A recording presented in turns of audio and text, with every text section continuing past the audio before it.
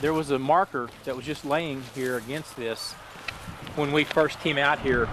It was just sitting at an angle, and it had the name Mrs. Ida Adams on it.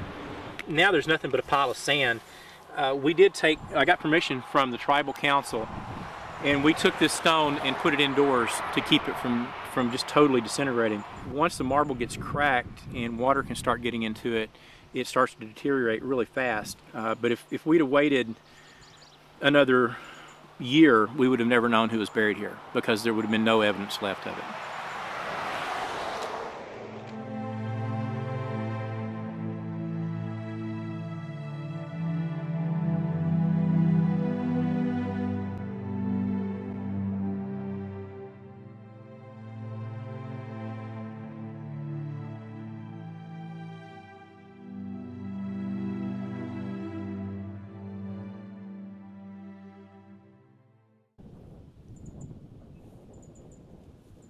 When I first moved here, I came up as a police officer, and I've always been interested in cemeteries, or at least in my adult life.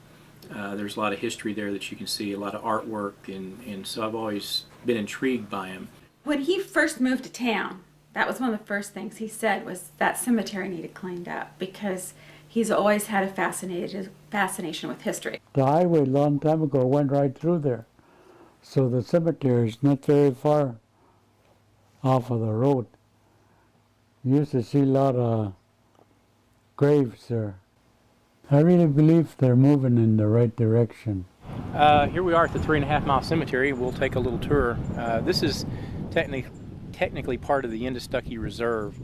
It consists of, I think, 160 acres, somewhere in that area. The cemetery was kind of set off down here, apart from the main part of the village.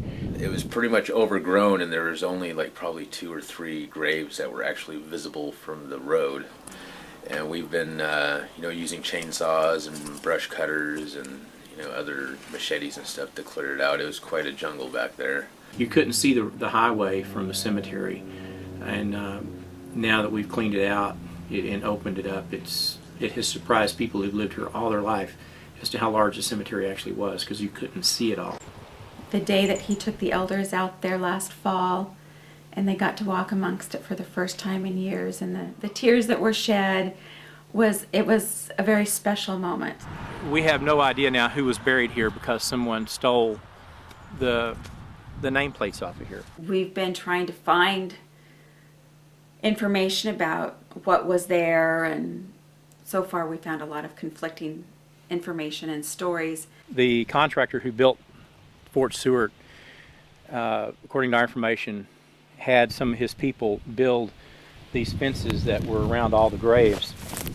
They all had the turns, balustrades that were here. Some of them have been painted to help preserve them, but the majority of them have rotted down.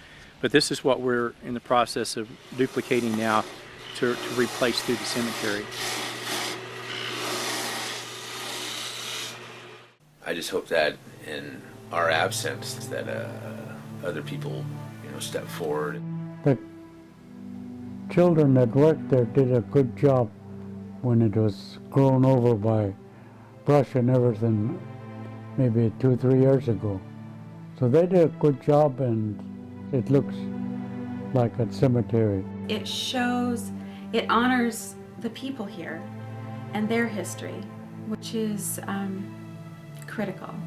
They need to know that it's important and that we believe it's important, and help them preserve that and see the value of it. The culture is kind of getting lost a little bit, but there's also a revival, and I just feel like I've done a little part in maybe helping re-spark people's interests in their culture and their history, and it's something new to look at too.